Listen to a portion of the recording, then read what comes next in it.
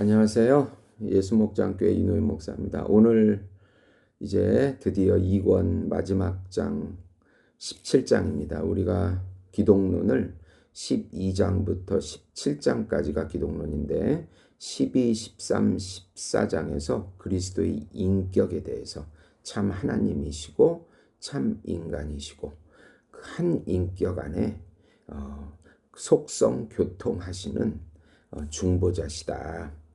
그리고 14, 15장에서 그리스도의 삼중직, 왕이시고 제사장이시고 그리고 선지자직을 수행하시는 분으로서 또 16장에서 그리스도의 비하와 승귀, 그리스도가 이 땅에 오시고 고난당하시고 십자가에 달려 돌아가시고 장사되시고 죽으셔서 장사되시고 또 부활하시고 승천하시고 재위하시고 재림하시고 이 모든 비하와 승귀가 바로 우리를 위한 것이었다라고 말씀드렸습니다. 이제 마지막 장에서 그러면 예수 그리스도의 그 가치가 뭐냐? 그 가치가 그 값이 뭐냐? 그 효력이 뭐냐? 이것에 대해서 마지막 장을 칼빈이 논하고 있습니다. 우리가 하나님의 사랑에서부터 먼저 시작을 해야 합니다. 하나님의 사랑으로 또 그리스도의 공로로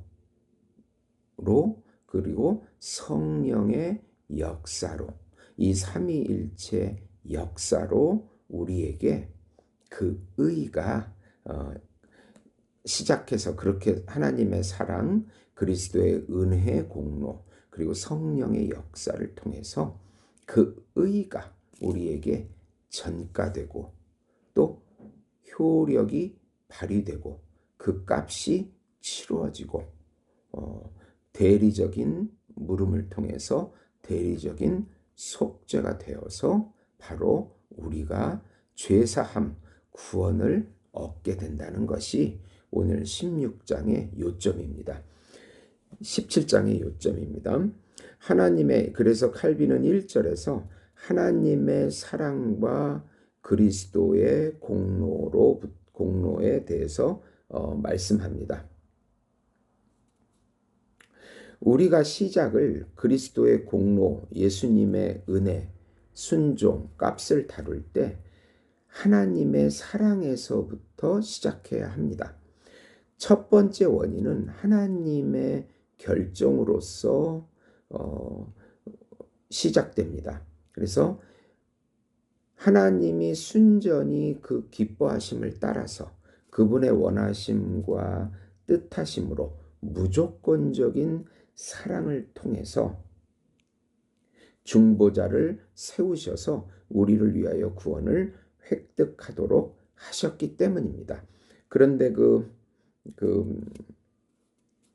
소친이라고 하는 사람은 하나님의 의지를 무시하고 그리스도의 공로만을 강조한다고 그렇게 하나님의 사랑과 그리스도의 공로를 대치하는 것처럼 대척하는 것처럼 생각했습니다. 그 결과 이들은 삼위일체론과 그리스도의 양성적 중보를 반대하였으며 모범설로 대변되는 주관적 속죄론을 전개하여 그리스도의 대속의 객관적인 공로, 그 값을 부인하게 됩니다. 네. 이렇게 하나님의 자비와 그리스도의 공로를 대척하는 것처럼 생각하는 것은 참 무지한 것이다. 왜냐하면 하위에 속한 것들은 그 위의 것들과 다툴 수 없다는 것이 일반적인 규칙입니다.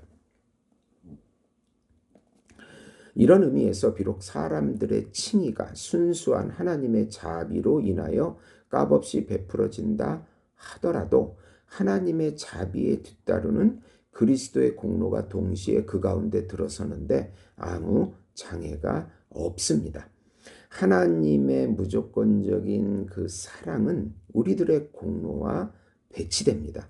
그리고 예수 그리스도의 그 순종, 그 예수 그리스도의 은혜, 예수 그리스도의 공로도 우리의 공로와 대척됩니다. 하나님의 사랑과 하나님의 자비와 또 예수 그리스도의 공로, 예수 그리스도의 은혜, 예수 그리스도의 값, 예수 그리스도의 의가 바로 우리 구원의 시작이라고 볼 수가 있는 것입니다. 그리스도의 공로가 오직 하나님 은혜에 달려 있다고 할 때에 이 은혜는 우리를 위해 하나님께서 정하여 주신 구원의 방식이라고 할 수 있습니다. 그리스도의 공로 역시 하나님 은혜와 마찬가지로 인간의 모든 의와는 바로 대치된다고 볼 수가 있습니다. 그래서 2절에 보면 하나님이 그리스도 안에서 우리를 사랑하는 방식입니다. 요한복음 3장 16절에 하나님이 세상을 이처럼 사랑하사 독생자를 주셨으니 이는 그를 믿는 자마다 멸망하지 않고, 참 이 구절이 중요한데요. 하나님이 세상에 있는 우리들을 사랑하신 것이 먼저입니다. 그래서 두 번째로 독생자를 주셨습니다. 네. 또 그 예수 그리스도를 믿는 자가 구원을 얻게 됩니다. 우리는 하나님의 사랑이 최고의 원인이자 기원으로서 첫 자리를 차지하고 그리스도를 믿는 믿음이 2차적이며 근접하는 원인이 된다는 사실을 기억해야 합니다. 그래서 이런 구절들을 지지하는 구절들은 참 많습니다. 그는 우리 죄를 위한 화목 제물이니 요한일서 2장 2절이요. 또 아버지께서는 그의 십자가의 피로 화평을 이루사 만물이 그로 말미암아 자기와 화목하게 되기를 기뻐하심이라. 골로새서 1장 19에서 20절입니다. 또한 하나님께서 그리스도 안에 계시사 세상을 자기와 화목하게 하시며 그들의 죄를 그들에게 돌리지 아니하시고 또한 그가 사랑하시는 아들 안에서 우리에게 거저 주시는 바 십자가로 둘을 한 사람으로 하나님과 화목하게 하려 하심이라. 네. 이렇게 고린도후서 5장 19절, 에베소서 1장 6절, 에베소서 2장 15, 16절에서 이렇게 말씀하고 있습니다. 그래서 칼빈은 이 구원의 그 논리를 철학자의 논법으로 그 구원과 영생의 네 가지 원인을 한번 설명해 보았는데요. 동력 원인이 우리를 향한 성부 하나님의 값없는 사랑과 자비다. 그리고 진료인은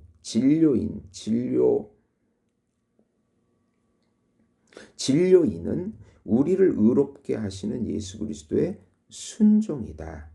그리고 형상인 도구인은 우리들의 믿음이다. 그리고 최종적인 목적인은 하나님의 선하심에 대한 하나님의 영광에서 찾는다. 예, 그래서 이렇게 이렇게 주장을 하고 있습니다. 그러므로 아버지의 하나님의 사랑의 시작은 하나님이 죄를 행하지도 않으신 이를 우리를 대신하여 죄를 삼으신 것은 우리로 하여금 그 안에서 하나님의 의가 되게 하려 함이라. 네, 그 사랑의 시작이 바로 의다. 이는 본질상 우리가 진노의 자녀였으며 죄 때문에 멀어졌던 우리가 그리스도의 희생 제물로 값없이 의롭다함을 얻어서 하나님 마음에 흡족하게 되었다는 것을 의미합니다. 네.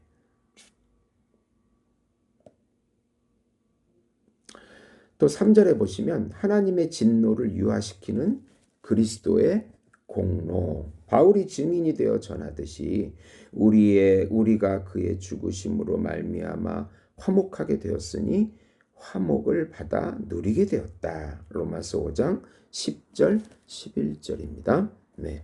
그러나 만약 진노가 앞서지 않았다면 화목의 자리는 없을 것이다. 이 말은 죄 때문에 우리를 혐오하셨던 하나님이 자기 아들의 죽음으로 마음이 누그러뜨려지셔서 우리에게 호의적이 되어졌다는 의미입니다. 그러므로 우리는 곧 이어지는 대조를 잘 주의해야 하는데 로마서 5장 19절입니다. 한 사람이 순종하지 아니함으로 많은 사람이 죄인 된 것 같이 한 사람이 순종하심으로 많은 사람이 의인이 되리라. 이게 대표의 원리, 언약의 원리입니다. 한 사람 아담의 불순종으로 죄인이 되었고 둘째 대표의 순종함으로 인해서 우리 모두가 믿음으로 의인이 되는 것입니다.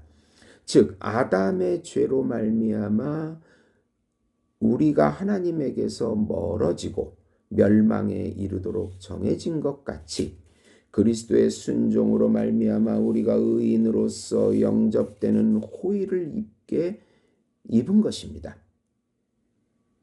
바울이 그 앞에서 말한 것 같이 은사는 많은 범죄로 말미암아 의롭다 하심의 이름이니라고 말하고 있기 때문입니다. 로마서 5장 16절입니다. 네. 그러면은 4절에서 칼빈은 그리스도의 대리적 속죄에 대해서 대리적 물음을 통한 대리적인 속죄가 바로 그 효과고 가치다라고 말하고 있습니다. 그의 피로 우리가 정결하게 되었고 그의 죽음으로 우리의 죄에 대한 속량이 있었습니다. 요한일서 1장 7절에 그의 피가 우리를 죄에서 깨끗하게 하실 것이요. 마태복음 26장 28절에 이것은 죄사함을 얻게 하려고 흘리는 바 나의 피니라. 만약 이 피 흘림의 효과가 죄가 우리에게서 전가되지 않도록 하는 데 있다면 이는 그 값으로 하나님의 심판에 물음이 있게 되었다는 사실로 귀결됩니다. 세례 요한은 다음 말로 같이 증거하고 있습니다. 보라, 세상 죄를 지고 가는 하나님의 어린 양이로다. 요한복음 1장 29절입니다. 세례 요한은 그리스도를 율법의 모든 희생 제물에 대치시킴으로써 오직 그리스도 가운데서만 저 형상들이 표상했던 것 같이 성취되었다고 가르치고 있습니다. 우리는 모세가 도처에 말한 것을 알고 있습니다. 불법이 속해질 것이며 죄가 지워지고 면제되리라. 출애굽기 34장 7절입니다. 결국 옛 형상들을 통해 우리는 그리스도의 죽음과 힘과 효과가 무엇인지를 최고로 잘 배우게 됩니다. 히브리서는 또 이렇게 주장합니다. 9장 22절에 피 흘림이 없은즉 죄사함이 없다. 사도는 그리스도는 자기를 단번에 제물로 드려 죄를 없이 하시려고 나타나셨느니라. 히브리서 9장 26절입니다. 28절에는 그리스도는 많은 사람의 죄를 담당하시려고 들이신 바 되셨고 히브리서 9장 12절에 그는 염소와 송아지의 피로 하지 아니하시고 오직 자기의 피로 영원한 속죄를 이루사 단번에 성소에 들어가셨느니라고 주장합니다. 또 히브리서 9장 13, 14절에 암송아지의 피가 그의 육체를 정결하게 하여 거룩하게 하거든 하물며 그리스도의 피가 너희 양심을 죽은 행실에서 깨끗하게 하지 못하겠느냐. 이런 구절들을 봐서 우리가 그리스도의 희생 제물에 속죄하고 유화시키고 값을 물으는 힘이 있다고 인정하지 않는다면 그의 은혜는 아주 약화될 것이라는 것이 확실히 드러나게 됩니다. 히브리서 9장 15절에 그는 새 언약의 중보자시니 이는 율법 아래 머무는 때에 범한 죄에서 속량하려고 주구사 부르심을 입은 자로 하여금 영원한 기업의 약속을 얻게 하려 하심이라고 말씀하고 있습니다. 바울은 또 갈라디아 3장 13절에 그가 우리를 위하여 저주가 되셨다라고 말하고 있는 것입니다. 네. 이사야 53장 5절에 보시면 우리 평화를 위한 징계가 그리스도에게 가해졌으며 그가 채찍에 맞음으로 우리가 나음을 받았도다라고 이사야가 증언하고 있습니다. 만약 그리스도가 우리 죄를 위하여 그 값을 물으지 아니하셨다면 그가 우리가 매여 있었던 형벌을 자기 가운데 받아들이심으로써 하나님의 마음을 누그러뜨리셨다고 일컫지 않았을 것이다라고 볼 수 있는 것입니다. 그가 끊어짐은 내 백성의 허물이라. 이사야 53장 8절입니다. 베드로는 그가 나무에 달려 우리 죄를 담당하셨으니 베드로전서 2장 24절입니다. 바로 사도는 우리가 풀려난 저주의 짐이 그리스도에게 부과되었다고 전하고 있는 것입니다. 5절에서는 그리스도의 죽음의 값, 그 의의 전가에 대한 것입니다. 사도들은 그리스도가 우리를 죽음의 죄책에서 구속하시기 위해 그 값을 지불하셨다고 분명히 선포합니다. 로마 3장 24, 25절에 그리스도 안에 있는 속량으로 말미암아 그 자신의 은혜로 의롭다 하심을 얻은 자 되었느니라. 그가 하나님이 그의 피로써 믿음으로 말미암는 화목제물로 세우셨으니. 이 점에서 하나님의 은혜를 바울은 찬미합니다. 하나님이 그리스도의 죽음으로 그 구속의 값을 베푸셔서 우리가 그 피를 피난처 삼아 도망쳐 의를 취함으로써 하나님의 심판 앞에서 안전히 서도록 하시기 때문입니다. 베드로는 너희가 대속함을 받은 것은 은이나 금으로 된 것이 아니요 오직 흠없는 어린 양 같은 보배로운 피로 된 것이니라 라고 베드로전서 1장 18절에서 19절 말씀합니다. 만약 죄를 위한 물음이 이 값에 있지 않았다면 이러한 대조가 아주 무색할 것입니다. 바울은 우리가 값으로 산 것이 되었다라고 고린도전서 6장 20절에 주장합니다. 만약 우리가 받아야 하는 형벌이 그에게 부과되지 않았다면 사도가 전하는 중보자 그가 자신을 대속물로 주셨으니 디모데전서 2장 5절 6절입니다. 이 말씀은 설 자리가 없을 것이다. 그리하여 사도는 그리스도의 피로 말미암은 구속을 죄사함이라고 골로새서 1장 14절에 정의합니다. 그 피가 물음에 맞먹음으로 실로 하나님 앞에서 우리가 의롭게 되거나 방면된다는 의미입니다. 우리를 거스르는 법조문으로 쓴 증서를 십자가에서 치우시고 골로새서 2장 14절 왜냐하면 우리를 죄책으로부터 방면하는 값을 치름 혹은 갚음이 여기에 있는 것입니다. 갈라디아인들도 이렇게 말씀합니다. 갈라디아인들에게 전하는 사도의 말씀도 동일합니다. 하나님이 그 아들을 보내사 율법 아래에 나게 하신 것은 율법 아래에 있는 자들을 속량하려 하심이라. 갈라디아서 4장 4절에서 5절입니다. 그리스도가 우리로서는 도저히 지불할 수 없었던 값을 취하셔서 갚으심으로써 우리를 위한 의가 생기게 하지 않으셨다면 이러한 종속이 무슨 목적이 있었겠는가라고 볼 수가 있습니다. 바울이 선포한 행위가 없는 의의 전가에 대한 가르침이 있는데 오직 그리스도 안에서 획득되어진 의만이 우리에게 받아들여진 것으로 여겨짐이 분명합니다. 이것은 바로 직접 전가입니다. 확실히 그리스도의 육체가 우리의 양식으로 불리우는 다름 아닌 한 가지 이유는 우리가 그 안에서 생명의 실체를 발견하기 때문입니다. 부연하면 하나님의 아들이 십자가에 달리셔서 우리를 위한 의의 값이 되셨다는 사실로부터가 아니면 어디로부터도 이러한 힘은 솟아나지 않습니다.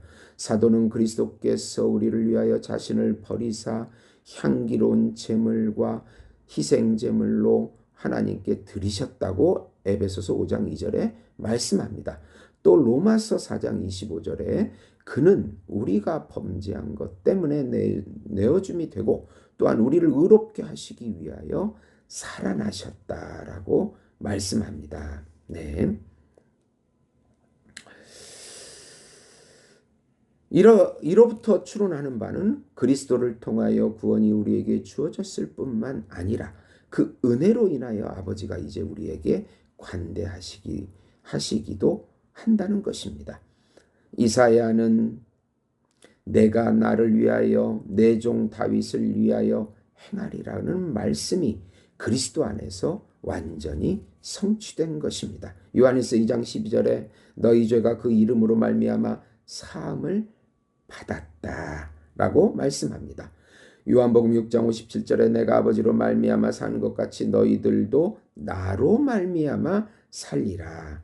그리스도를 위하여 너희에게 주신 것은 그를 믿을 뿐 아니라 또한 그를 위하여 고난도 받게 하려 하심이라고 말씀합니다. 네.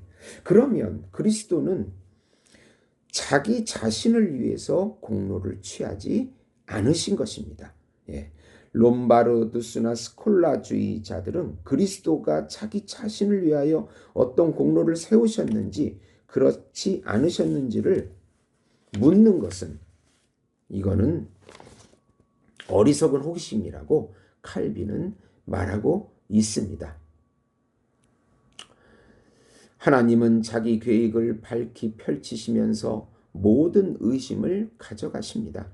일컫는 바 아버지는 아들의 공로로 아들의 복락을 돌보신 것이 아니라 그를 죽임에 넘기셨으며 세상을 사랑하사 그를 아끼지 아니하신 것입니다. 여기서 선지자들이 말하는 방식을 잘 새겨야 하는데 한 아이가 우리에게 낳고 이사야 9장 6절입니다. 시온에 따라 크게 기뻐할지어다 보라 내 왕이 내게 임하시나니 스가랴 9장 9절입니다. 그렇지 않다면 사도 바울이 찬미한 그리스도가 그의 원수를 위하여 죽음에 복종하셨다는 저 사랑의 확정이 그저 냉랭해지고 말 것입니다. 이로부터 우리는 그리스도가 그 자신을 위한 명분을 가지고 계시지 않았다는 것을 깨달을 것입니다. 그는 그들을 위하여 내가 나를 거룩하게 한다고 예수님께서는 요한복음 17장 19절에 분명히 선포합니다. 예수님이 예수님 자신을 위해서 하신 것이 아니고 우리들을 위해서 그렇게 하신 것을 선포하는 것입니다. 그는 자기의 거룩함의 열매를 다른 사람들에게 넘겨주시되 자기 자신을 위해서는 아무것도 취하지 않았다고 증언하신 것입니다. 확실히 가장 주목할 가치가 있는 것은 우리가 구원에 이르도록 자기 전부를 바치신 그리스도는 자기를 잊어버리는 듯 하셨다는 사실입니다.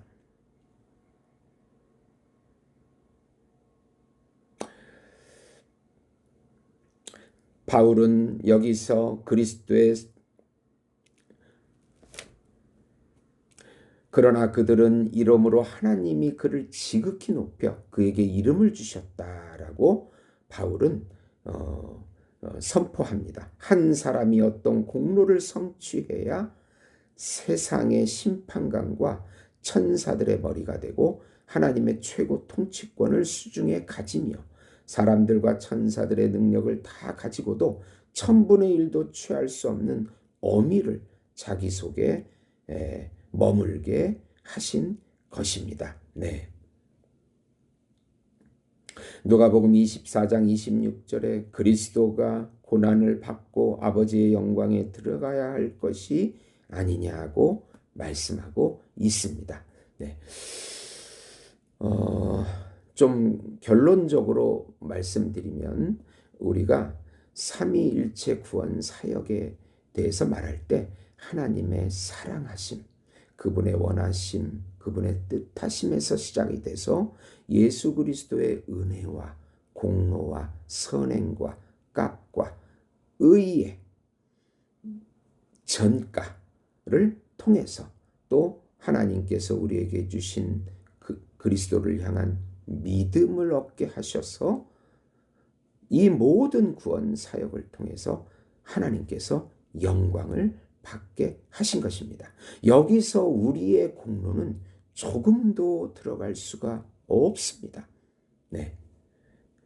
모범, 예수 그리스도를 모범으로 따라가자라는 것은 말이 안 되는 것입니다. 예수 그리스도의 대리적 물음, 대리적 속죄만이 우리를 구원시킬 수 있는 하나님의 사랑이고 자비고 예수 그리스도의 은혜요 공로인 것입니다. 네. 들어주셔서 감사합니다.